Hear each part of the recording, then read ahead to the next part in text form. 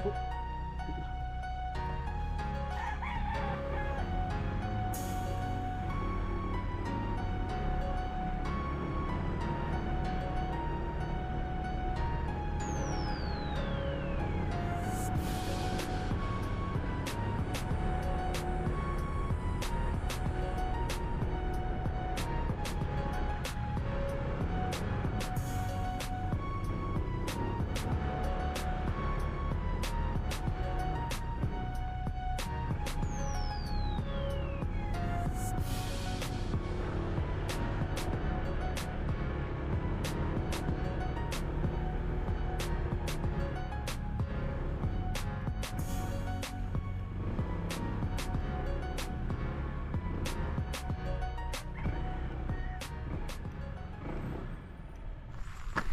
Ayan mga kalingap at mga kasama, mapagpalang araw po sa ating lahat. Yan, welcome back po sa ating YouTube channel, Sam Ashley TV. Sa mga bago po, wag po ninyong kalimutan na mag-like, mag-share at mag-subscribe po tayo. Ayan na, masanto siya agaw sikatayin amin na ibag aldaw kakabsat gagayem. Ayan, araw po ng Lunes. Mga kalingap, muli po nating binalikan yung bahay ni Ate Donna. Yan po mga kalingap po.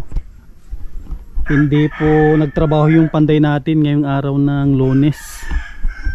Yan, siguro may ginagawa po sila siguro na importante, kaya hindi po sila nakapasok. Yan, tumakalinga po, ang dami pong materialis dito na kailangan pa ikabit. Yan po, mga kalingap, baka mabulok po kasi ito. Yan. Yan mga kalingap, nagkalat yung mga materialis po natin. Tapos kahapon daw mga kalingap ay may nagbayanihan daw dito. Yun po yung sabi nila. Yan, maraming salamat po sa mga kapatid po natin sa balikat na nagkuhan po dito, nagbayanihan kahapon. Yan, maraming salamat po sa kanilang tinulong po dito sa bahay ni Ate Donna. Yan mga kalingap po.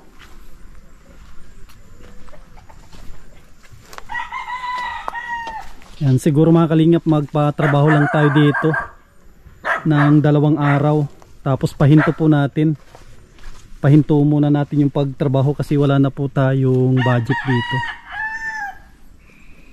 Pero ang inano ko makalik, yung 2 araw sana may ikabit po nila ito, yung bubong. Ito talaga yung gustong gusto ko na maikabit na po nila, yung bubong nito. Yan, para hindi po mabulok yung mga naikabit na po dito na kahoy. Tapos yung mga andun, no, dapat maikabit na po nila ito lahat sa 2 araw. Kaya po nila ito kasi 3 sila. 3 po yung panday natin na gagawa nito. Sigurado naman kaya nila ito na gawin. Yan, no, kasi naikabit na po yung pinakapamakuan niya. Yan, no.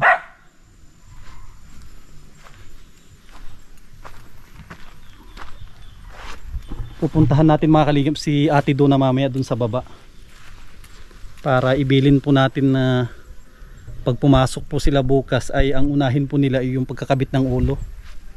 Yun po yung pinaka importante talaga dyan, maikabit yung ulo talaga para hindi po mabulok. Tara mga kalingap, baba muna tayo para kausapin po natin si Ate Donna.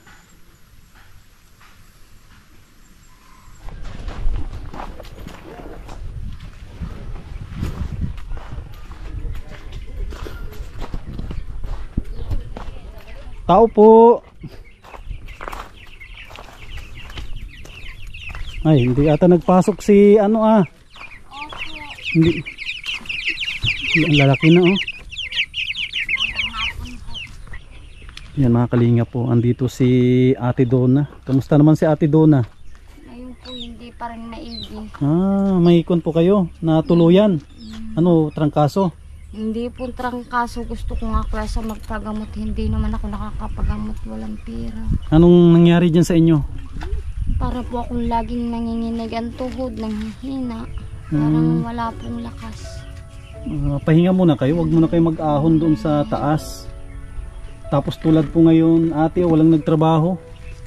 Nagpunta naman po yung taga-bakal dito eh. Hindi nga daw po nag-ano yung dalawa nagpasok. Kasi balak ko sana magpatrabaho lang ako ng 2 araw tapos hinto muna kasi wala ng budget. Mag-aantay ulit po tayo na magkakapera at saka natin itutuloy. Ayun po. Sige po. Tapos yung ano napansin ko, 2 ganyan na ulit na Lunes, hindi sila nakakapasok. Yun nga po, 2 Lunes na po silang hindi nakakapasok. Parang nabanggit sa itaas, nagkakabud ata mga yun. Ibig sabihin hindi nila kayang magtrabaho ng tuloy-tuloy. Minsan po kasi pang araw sila, minsan po pang gabi sila.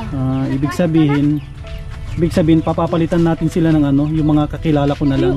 Ay, bahala ka po. At talagang ano po ay, kung sa akin po talaga hindi pwede yung trabaho nilang ganun ay nagagalit po dun sa nanay ko pag sinisita.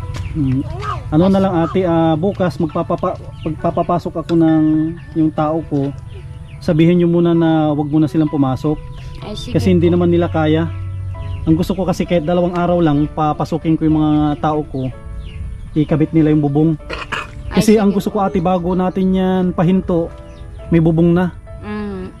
Yan, kaya bukas pasabihan nyo po sila na wag mo nang papasok yung 2 mason.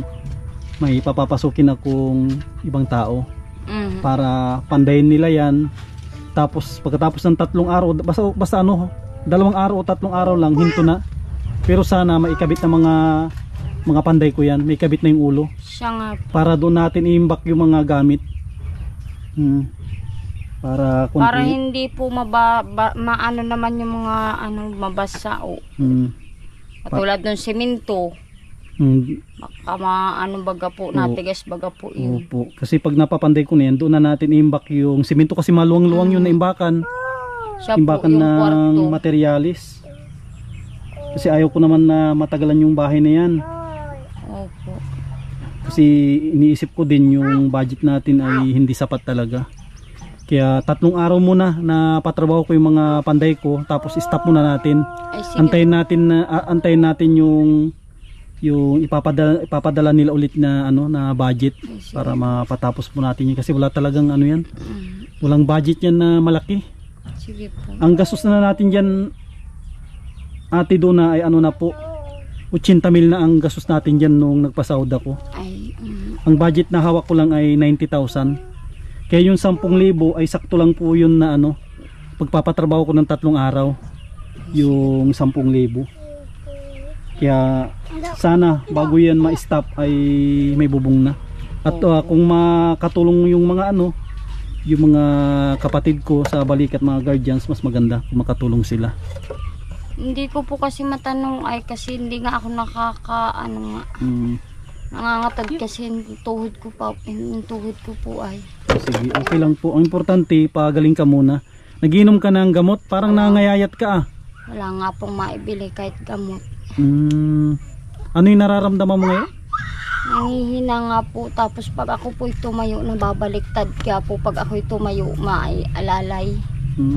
Kunyan siguro, baka ano tawag dito, trangkaso yan. Bainat daw po. Nabinat dapat, huwag ka munang Kailangan daw po magpakulog. Wala naman akong maibigay sa magpapakulog. Magbibigay ako mamaya, subukan mo magpasuob. Magbibigay ako mamaya ate doon, subukan mo magpasuob. Nagpasuob na po ako, iba po ang kulob. Ay, iba din yung kulob. Opo, siya po yun yung may gamot. Sige. Para kasi mahirap naman ito. Sa bainat po yun ay sa nanganak baga po yun. Kasi mahirap naman, may mga bata kang inaalagaan. Katulad nga po nito, hindi ako nakakapag-asikaso. Ano yan, ang dumi namin. Okay lang po. Hindi ako nakakalinis. Hayaan nyo muna medyo makalat kasi tawag dito yung mga bata. Wala namang alam yung mga bata. Ay, naka-stack. Di ako makapaglabo. Wala ni sabon. Wala naman akong maglalaba. Si mamay wala dyan ay. Agapas. Sa susunod na araw pag bumalik ako dito, madala ako ng sabon para mayroon po kayong gamitin sa ano, sa paglalaba. Basta pakibili na lang po ate sa mga panday dito na wag mo nang papasok. Sabihan ko na lang, ay yung taga-bakal kuya, papasok pa yun. Ukuan ko yun, tao ko yun. Ay nababa po yun dito, sabihan ko na lang siya ano. At siya po ang nababa dito ay. Siya na, may kontak ako doon. I-kontak ko mamaya na bukas, daanan niya yung isang panday ko sa Calaburnay. Sila muna yung magawa na dalawa. Kasi yung dalawa kasi naman na panday dito ay may trabaho. Hindi naman nila kaya, siyempre pag pagod-pagod mapunta dyan, hindi naman makatrabaho na maayos. Lalo na pagpuyat. Siyempre kahit ikaw inaantok ka, gusto mo magtrabaho ng maayos, inaantok ka. Yun nga nang hindi po puyat ay minsan ay pag inaantok talaga nakakatulog. Kaya kun muna yung mga panday ko muna yung kukunin. Kasi naawa na ako dito sa bahay mo. Tapos lalong-lalo na sa inyo. Gustong-gusto ko na talaga kayo makalipat doon. Kaya yung materials, di ba sabi mo, kompleto na. At nakita mo naman kung gaano kadami yung materials natin doon. Ang daming yero, ang daming kahoy. Maikabit na talaga yun. Ang dami pang simento natin, di ba? Ang dami nating materials doon. Eh, pag di naman po yun naanohin kasi, ayarin. Eh, kita mo, isang linggo na sila, yun lang na trabaho nila. Kaya nga ang problema, sabi nga nung nandyan po sa may waiting sheet na ano, yun daw pong 300 na hollow blocks, isang araw lang daw po niya yung ginagawa. Kaya wala naman tayo kasing magawa kasi yung mga nakuha natin ay puyat-puyat din. Kaya ang remedyo na lang natin dyan ay palitan na lang natin muna sila. Opo. Hindi naman sila siguro magtatampo kasi nakikita naman natin yung resulta na talagang, siyempre tulad ng sabi ko, pagod sila, puyat, hindi nila makapagtrabaho na maayos. Opo. Kaya ang remedyo dyan talaga ay makuha tayo ng ibang tao. Kasi kung ipilit nilang sa kanila, wala na sila sigurong wala na sila siguro masasabi sa akin kasi nasubukan ko ng 2 Lunes na hindi sila nakakapasok. Opo. Hindi nila na didiretso yung pasok. Kung makapasok man sila, hindi man makapagtrabaho ng maayos kasi puyat. Siyempre kung puyat, hindi naman natin sila nababantayan na minuminuto. Kung natulog sila, ay wala tayong magagawa. Siya po. Paano naman po yung pera ng mga sponsor? Yan nga po. Hindi naman nila yan pinupulot. Tulad ng sabi ko, naka 80 mil na po tayo dyan. Ang materialis na nagastos na natin dyan ay 70. Kita nyo naman yung mga binabayaran natin. Nung una pa lang halos 20 mil. Sunod-sunod, 5 mil, 4 mil. Yun naman po kasing iba, kahit hindi mo naman po bantayan kasi kung talagang sila'y magtrabaho. Tingnan mo po yung ano po dyan, minsan po, kahit bagong kain po siya, sige na agad ang trabaho. Tapos nauwi po siya, talagang yung madilim na po talaga. Tapos, tapos ang alam ko na trabaho dyan, 8 hours. Opo. Pag pumasok ka ng alas 8, di ba? 9, 10, 11, 12, 4 na oras na 'yon. Tapos umpisa ka ng alauna, ang tapos mo alas 5. Hindi nga po umpisa dito yung alas 8, alas 7. Alas 7 maditira ka ng alas 11 siguro. Di 8, 9, 10, 11, 4 na oras sa umaga, 4 na oras sa hapon. Opo, para 8 hours yung yung trabaho. Basta ganun na lang, mapapasok ako ng ibang tao. Palitan na lang nga po yun. Tapos magkano yung balance ko sa'yo sa sa may pahakot? Pakuha nga ng kukumban ko, anak. Sanggol. Kasi may balance ako sa inyo sa sa pahakot. Patingin nga ninyo yung kukumban ko, anak. Yung sa simintot pala kuya Sam, kulang yung nailista ko sa iyo. Ano yun? Ang nailista ko lang kasi doon 200 ay 100 nga pala yun, dapat 500. Alin yun? Yung baga pong simentong ibinabang kasama ng simento. Ay, simento, hollow block baya. Di ba nabayaran na yun? Nalista naman natin, 500 ang nilagay natin doon. 500 po. 500 yun, i-check natin. Ay wala na po yung napunit baga po. At Andun naman, may nakarecord sa camera ko naman yun. Opo. Binigay mo baga dun sa mga tauhan mo. Di ba, pinaulit mo sa akin, di ba? Opo. O, inulit ko naman dyan siguro kung hindi pa napunit. Napunit nga po. Pero andun sa camera ko. Ang nilista ko na lang po dito ay yung Basta yung balanse lang ang kulang ko sa iyo. balanse at saka po yung hinakot nung ano. Basta kasali na po lahat doon yun. Ballpen na ako. Yung nilista ko doon ate, kasali lahat yun. Lahat na, wala na tayong... Yung hinakot na huli kuya. Ano po yun?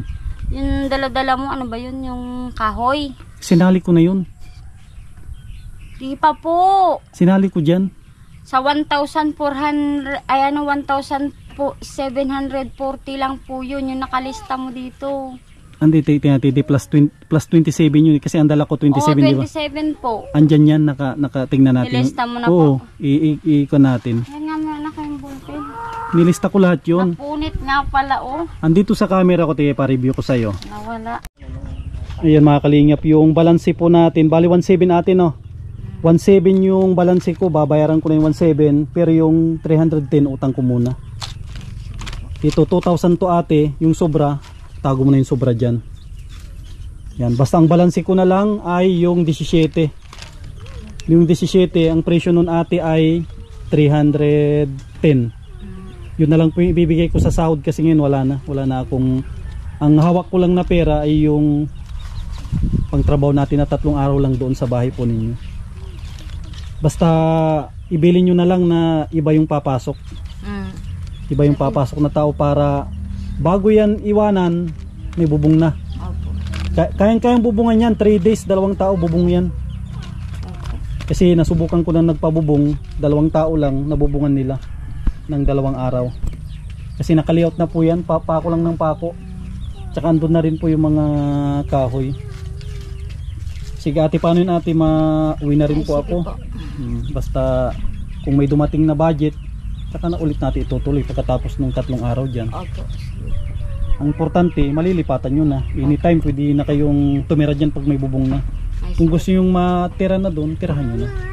Habang naghihintay pa tayo ng pondo. Para mapatapos-tapos po natin. Sige ate, pagaling ka. Para yung mga bata, kawawa naman. Salamat po. Tapos sa sahod, madala ako dito ng ng bigas, para may bigas po kayo ngayon. Kung tayo ang dami nating pinagkagastusan. Ay, sige po. Sige ate, salamat. Pakibilin na lang.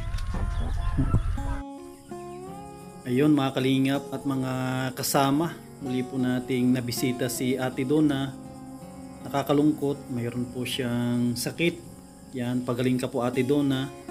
At yan, muli po akong nagpapasalamat sa mga mababait po natin na mga sponsors. Ayan, maraming salamat po kay Ate Nancy Lim, kay Ate Jovita Villes Tejero, kay Ate Margie, Ate Lorna Magday, kay Ate Lerma Tanaka, Harbin TV Vlog, kay Ma'am Daisy from USA, kay Lina Barbosi, kay Ma'am Irma Haujin, kay Susan of Colorado, kay Ma'am from Vancouver, Canada. Yan, shout out po sa mga kababayan po natin ng mga OFW.